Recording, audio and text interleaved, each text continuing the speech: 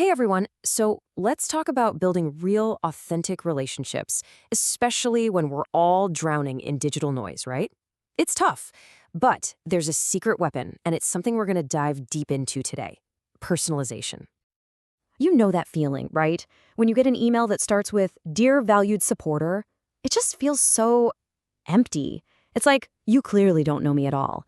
And for any organization trying to make a difference, that's a massive hurdle. How do you actually cut through all that and connect with people? Well, the answer is pretty clear.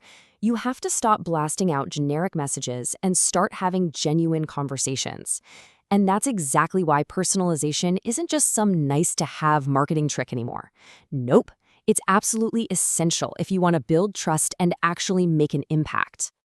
Okay, so what are we really talking about here? Donor personalization. It's basically the art of making sure every single thing you send out, every email, every story, is tailored to what that specific person actually cares about. It's proof that you're not just talking, you're listening. I mean, think about it this way. That generic outreach, it's like getting a call from a telemarketer reading from a script. You just want to hang up. But a real, personalized connection, that's like talking to a good friend, someone who remembers what you're passionate about. You feel seen. So, where do we even start? The foundation, the absolute bedrock of this whole thing, is knowing your donors. I mean, really knowing them, because you can't build trust with a stranger. And look, we're not just talking about their age or where they live. That's surface level stuff. The real gold is in their behavior. What are they clicking on? How often are they donating? That's the data that tells you a story about what really drives them. It's so much more powerful.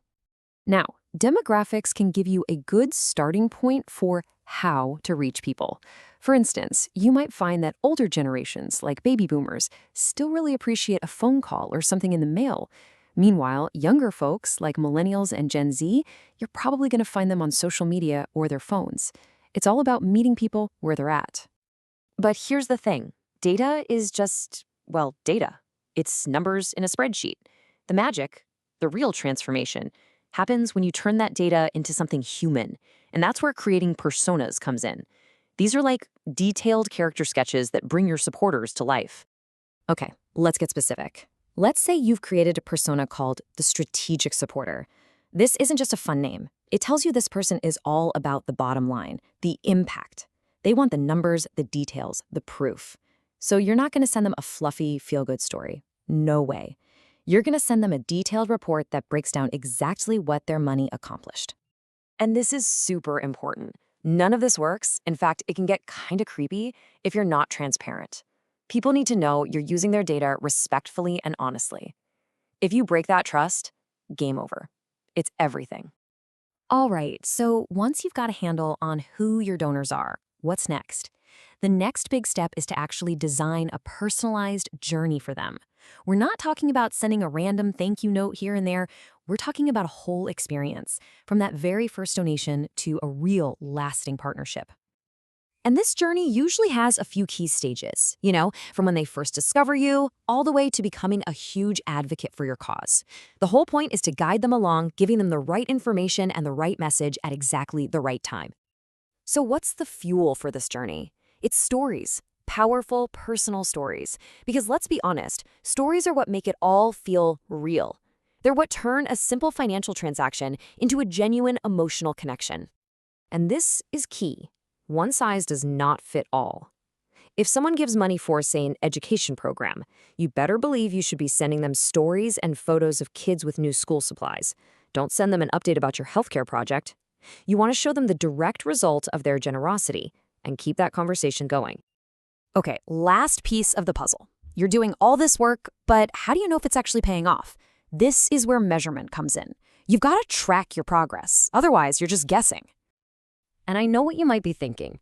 How can you measure a relationship? It's not a number. And you're right, it's not. But there are some key numbers that can tell you how healthy those relationships really are.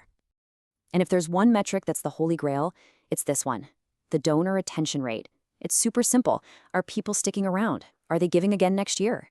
If that number is going up, you're doing something right. It's the clearest sign you're building real loyalty. Of course, there are other important numbers to watch too. Things like, is the average donation going up? Are people actually opening your emails? How long does it take for a new donor to give a second time? all these little pieces help you see the bigger picture. And please remember this: personalization is not a set it and forget it kind of thing. It's a constant cycle. The organizations that are really crushing it, they're always testing, always learning, and always tweaking their approach based on what the data tells them. So, when you strip it all away, it comes down to this one simple, powerful idea. This isn't really about complicated algorithms or fancy tech. It's about seeing the human being behind every single donation. It's about being able to genuinely say, we see you, we hear you, and we're so grateful for you.